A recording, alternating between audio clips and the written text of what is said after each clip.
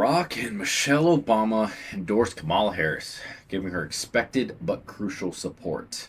And really, could it have gone any other way? Before we even talk any about, before we even talk about it at all, there's no way they wouldn't have supported her, and it's expected and understandable. Um, they hate Trump, which is more power to them. If they hate Trump, whatever. But Kamala is like, I mean, sure, the DNC hasn't happened yet, but I mean, she's the obvious front runner at this point. She's the one that everyone's backing at the moment. Can you imagine with all of the social media hype that's been going on recently? Like, when I say social media hype, if you get on social media, especially like Instagram, I haven't really done TikTok or anything that much recently, but if you get on Instagram, it's instantly just people, whoop, whoop, down Kamala. That's what it is. I know, gross, but it is what it is. Oh my gosh, her first commercial, and it's just like this. It was just this gay guy. Not that there's anything wrong with being gay. I don't care, but it's just this gay guy. Like, this is gay news, and the only reason he said it was gay news was because there was a couple of pride flags in the commercial. That literally was. She didn't talk. She just talked about inclusivity. So anyway, former President Barack Obama and former First Lady Michelle Obama have endorsed Kamala Harris in her White House bid, giving the vice president the expected but still crucial backing of the nation's two most popular Democrats. And they still are. Absolutely. They're the golden children. The Obamas can basically, like, they are. How will I describe? They will look. People will look back at history and put Barack Obama on the same level as like FDR. When you really look into it, you're like, ooh, ooh. But when you talk about FDR and the grand scale, people are like, oh my gosh, he was so amazing. It's the same sort of thing. The endorsement, announced Friday in a video showing Harris accepting a joint phone call from the former first couple, comes as Harris builds momentum as their party's likely nominee after President Joe Biden's decision to end his reelection bid and endorse his second in command against Republican nominee and former President Donald Trump. It highlights the friendship and potential historic link between the nation's first black president and the first woman. First black woman and first person of Asian descent to serve as vice president, who is now vying to break those barriers at the presidential rank. Who gives a fuck? Who cares? Who cares? Well, there's plenty of people that care. And that's the unfortunate part. There's nothing like talking about how we need to look past race or whatever. No, they don't. Unfortunately, people today don't want you to look past race. They want race to be the forefront. It's not about race unless you're not the right race. I feel so gross even talking about this stuff, but like, it's constantly. I would prefer not to talk about it. I don't care to talk about it. But when that is in the article, like, this is AP News. This is like a major newspaper, news publisher, whatever you want to call it, and that's gonna be what's first and foremost, and it's frustrating. Said Michelle Obama, I can't have this phone call without saying to my girl Kamala, I am proud of you. This is going to be historic, she added. The funniest bit about this whole thing was that during the 2020 race, it's 2020? No, 2016, my bad. During 2016, no, it was 2020. I'm a little slow right now. During 2020, when Kamala was running, she didn't even make it into the primary. She dropped out beforehand because her numbers were so low. And she was picked as the DEI fill-in. It is what it is. That's what happened. But now all of a sudden, and also like throughout Biden's presidency, everyone's talked shit about her. Everybody. No one likes her. Everyone's talked about how much of a liar she is. No one can stand her, but all of a sudden she's the golden child. And if it's not blatant now, how if you're the picked person, you can do no, like it. It blows my mind how we forget how bad things were, and also we're pretending like she was just this has always been perfect. At least the Democrats.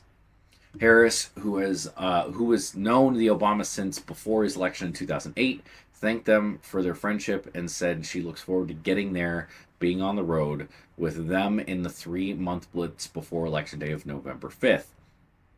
We're going to have some fun with this too, aren't we? Harris said.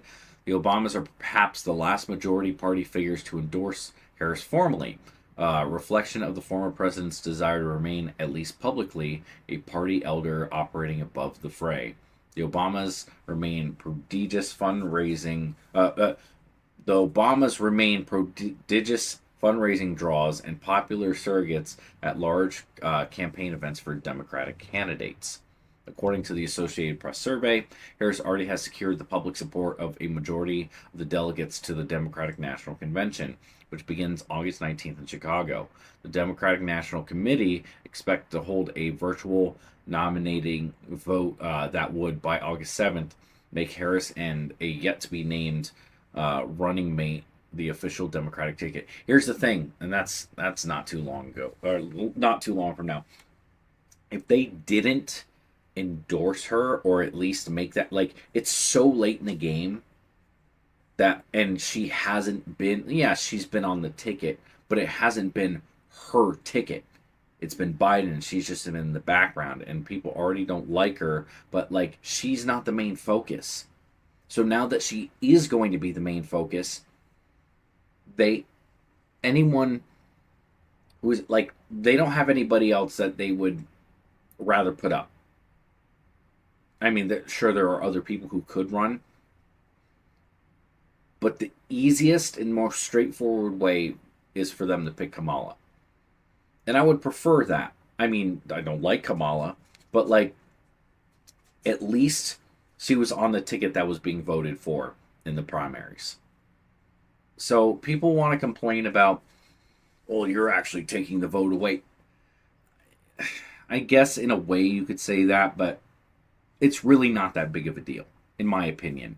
It's the most logical step. Now, if they went with somebody else, that would be that would be weirder, and you can make the argument that they're just randomly choosing people, but they can legally do it. So, like, it's the most logical thing for them to pick Kamala. But because of that, if you want the Democrats to win, you want Trump to lose, the easiest and best thing to do is just to go all in on her. So of course she's going to have the support from the Democrats because she's the most logical person, and she does have name recognition. So it's the best thing for them to do. So I don't blame them for that. Biden endorsed Harris within an hour of announcing his decision Sunday to end his campaign in widespread concern about the 81-year-old president's ability to defeat Trump. Former House Speaker Nancy Pelosi, Senate Majority Leader Chuck Schumer, House Democratic Leader Hakeem Jeffries, former House Minority Whip Jim Clyburn, former President Bill Clinton, and former Secretary of State Hillary Clinton followed in days later. So think about this too. If Biden stepped down and he didn't say Kamala's the person I want to be, like, one, that would show that he has no faith in her, that he's like hesitant. He's like, man, someone else will probably step up. He had to do that the way he did. Otherwise, yeah, they would talk about, again, he hasn't said why he's stepping down still. He just said that he is, and he's supporting Kamala. Talks about how great his presidency was, and then it's like, but I need to step down because I'm too old. Is it so? It's because you're too old, really? Then why did you say for the longest time you were going to run it, and now, just now, like even a couple weeks ago, you said you're steadfast, I'm not going anywhere. And then after the debate and everything, that's when things started falling apart, and you're like, yeah, I'm too old now. Bullshit. The Obamas, however, trod carefully as Harris secured the delegate commitments, made the rounds among core Democratic constituents, and raised more than $120 million. Now, is that straight up? Is that like she raised $120 million like fresh money, or is that money that was already in, like that they had already been donated to and that just transferred to her? If it's 120 million just new money, then yeah, that's a lot. I mean, you would kind of expect it though. Um, the public caution tracks how the former president handled the weeks between Biden's debate debacle against Trump and the president's eventual decision to end the campaign.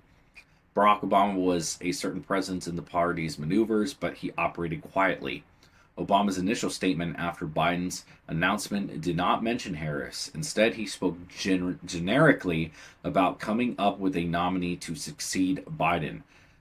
I have extraordinary confidence that the leaders of our party will be able to create a process from which an outstanding nominee emerges, the former president wrote.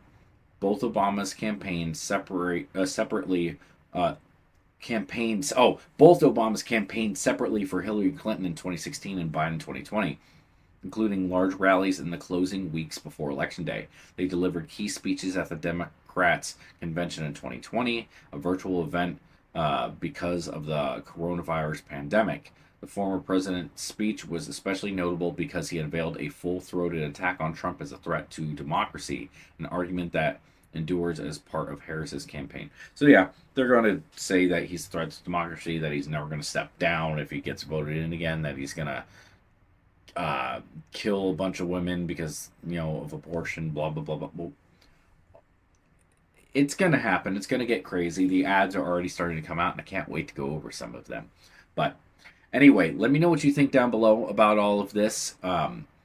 I mean, it's obvious that she's the front runner. If she doesn't get chosen, I mean, at this point, it's going to happen. Like, it would be honestly, at this point, it wouldn't surprise me if something happened and she wasn't chosen. Weird things have happened just in the past couple of months. But anyway, thank you guys for watching. Like, comment, subscribe. All that's YouTube stuff. Thank you, seriously, thank you for watching. And if you've made it this far, I hope that you have a good rest of your day, and go outside, touch some grass.